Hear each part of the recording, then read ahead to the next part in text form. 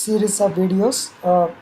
In this video, we are going to talk about Golang variables, how they are used, and we will also do a set of exercises which are mentioned in the program. So it will be a lengthy video. So let us go one by one. So there are different types of variables. Example, integer, float, that means real variables which has a decimals, and a string stores a text such as hello world, or string values are surrounded by double quotes, and bool stores values with two states, what that is or true or false. We will declare about, we will discuss about the data types in detail in the Go data types chapter, but since this topic is to declare on the variables, so let us concentrate on the variables. So a variable can be declared with where keyword. Use where keyword followed by a variable name and its type. For example, the syntax is where and a variable name, and then what is the type? Is it int or float or bool or whatever, string or array? So equal to value. Okay, and we can also assign followed by a variable name. Okay, so in this case the type of the variable is inferred from the value, so that means it will actually identify. If you are assigning the string, then the variable will be a string, or if you are assigning an integer, then variable is type of int. Okay, so it will be inferred from that particular value.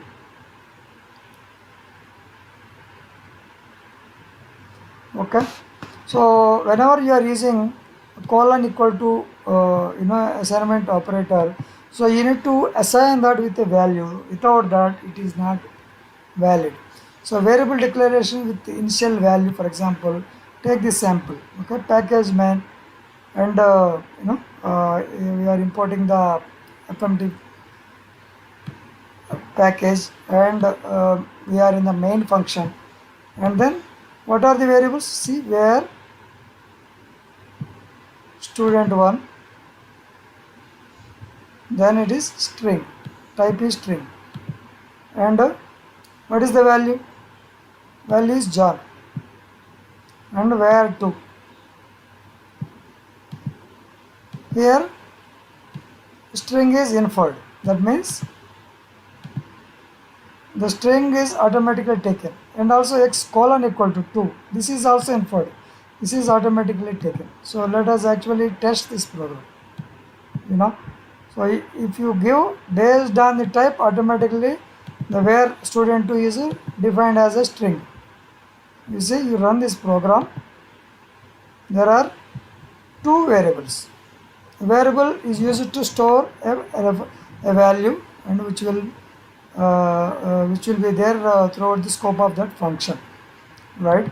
So here student1, student2 both are string types, and x is an integer type, it is inferred, and here we are not mentioning string, but it is inferred.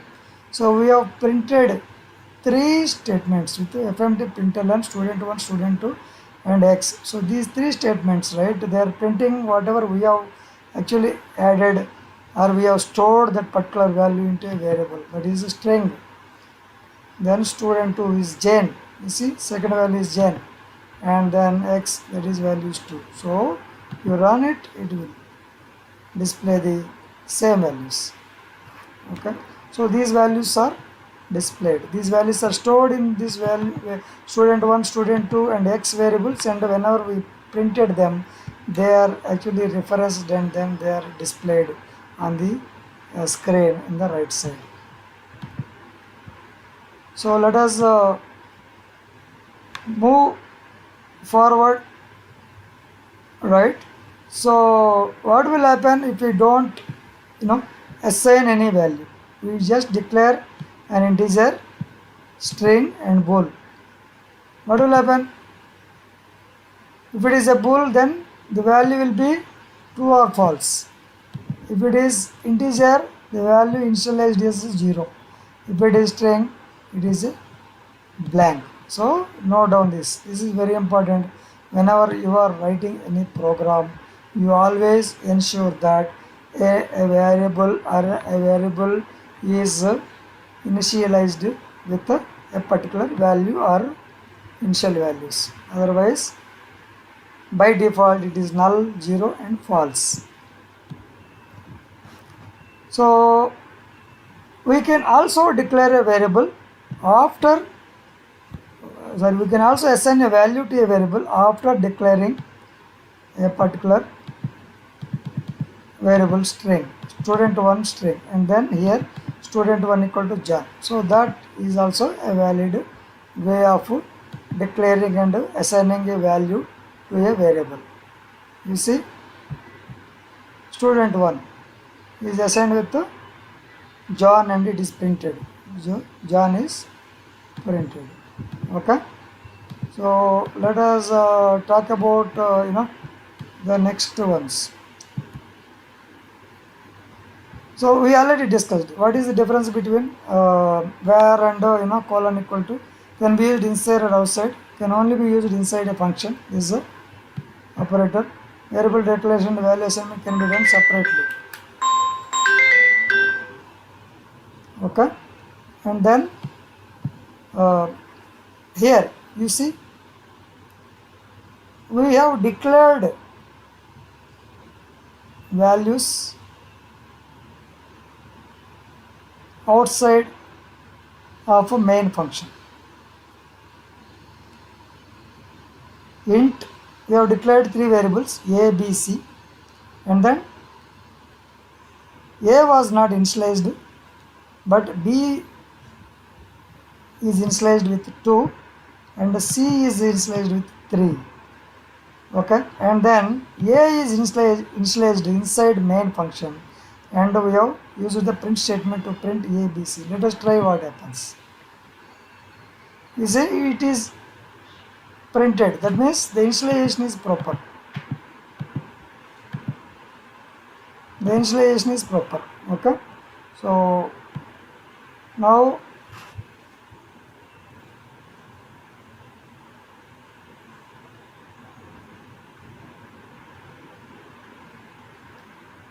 let us actually see this one. You see, a is inferred. This should not be used outside of a function as we discussed, right? Now if you see here, this is a non-declared statement outside the function body, and that is not right way of initializing or inferring a value to a inferred variable. Okay, so remember this. Then let us discuss the multiple variable declarations. So we can declare in the same statement with multiple variables. For example, if you see the example here where a, b, c, d, and we have also declared what is the type and then the values 1, 3, 5, 7. You see, run this one, then you actually get it. Let us, for benefit of you, what will happen? We have not added value d. Let us see what has happened. What is the value it will print? You see, we have declared 4 variables, but we assigned only the. So it is to match. Either you declare it or you don't declare it. You see, for example, you declare a variable here, and a equal to 1, b equal to 2, c equal to 3, d equal to 4. Will it work? Let us check.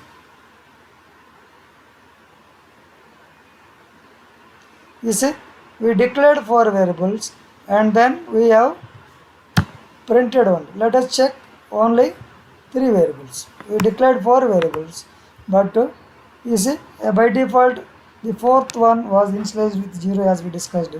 Okay, this is how you need to declare. If you are initializing all, you should initialize it properly. If type is not specified, that means you can assign a value of different values. You see here a, b, this is inferred value. So it will automatically take the respective string, respective type and assign. But this is very important, concept, and you should not get the confusion. All right, whatever you have. So if you assign a specific type of the value, so the corresponding variable type will be statically attached. For example, B here string and D is string. You see, it is able to display 6 hello 7 world.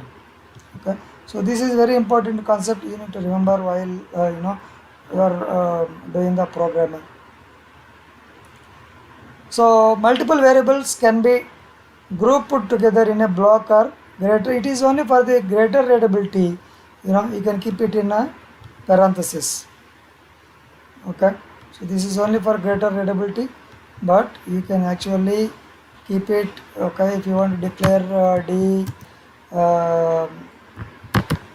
float, right, 32, okay, 10.1, and then 20 dot of t. Okay, it is only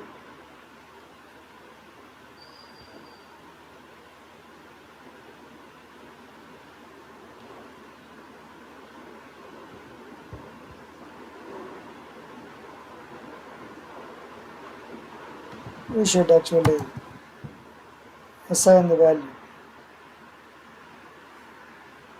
Okay, so it is displaying, right? So you can easily understand how it is. We can actually group it and group the variables.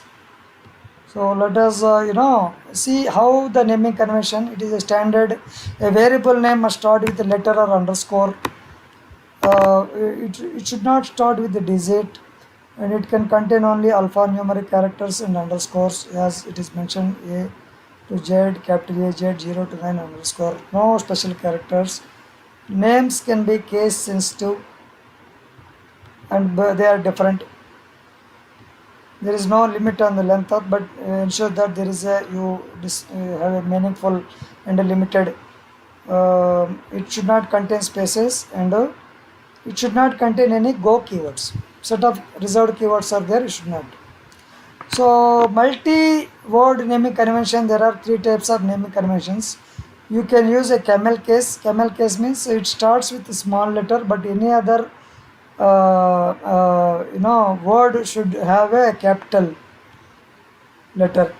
In the Pascal case, all the words should start with capital letters, and in the snake case, all the letters will be in small, and then it should have a underscore between the words. So you can use any of the standard, and then throughout your programming you use any of the standards. Don't combine the standards, it will only confuse you and the person who is going to maintain your code. Okay, so that is all about the variables. Hope you are able to follow what I mentioned, and thanks again for watching my video, and keep tuning to my videos, and I will keep on recording other chapters also, and then upload. If you have any doubts or any questions, write a comment, or give a comment. I will try to come back as early as possible, and keep like, subscribe, and comment, and share the videos with your friends. Thank you. Bye.